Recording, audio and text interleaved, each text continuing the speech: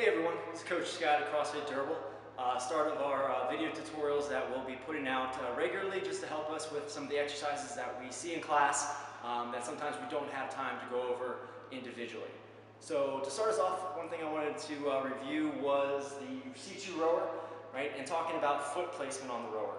So a lot of questions that myself and other coaches have from members is it okay if my heel comes off the platform? And the quickest, easiest answer is no.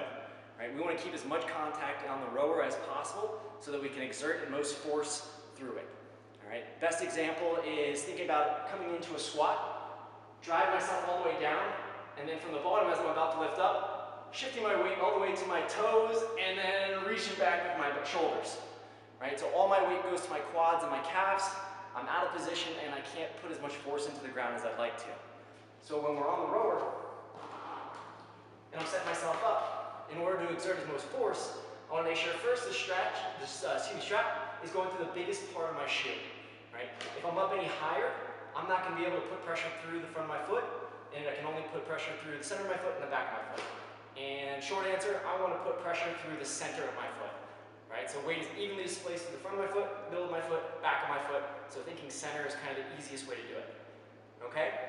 So as I'm coming forward, and I notice I'm starting to lift my heel up off the ground, right? What happens is my calf and my quad begin to do all the work as I'm pulling myself back.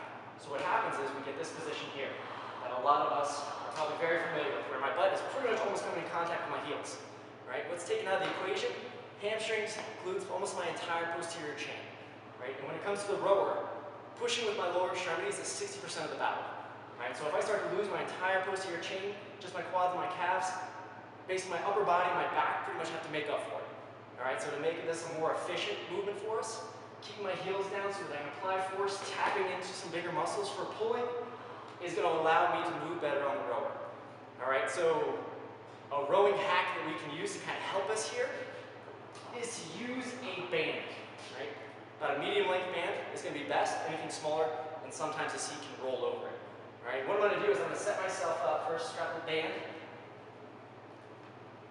right through the middle. And what I want to find is a position on the rower where I can maintain heel contact, right, and still feel in a great strong position, right. And then what I'm going to do, if I'm too close, my heels are already coming off, I can bring it back, just lock it into place, and what it's going to do is going to stop the seat from allowing me to move forward. Right.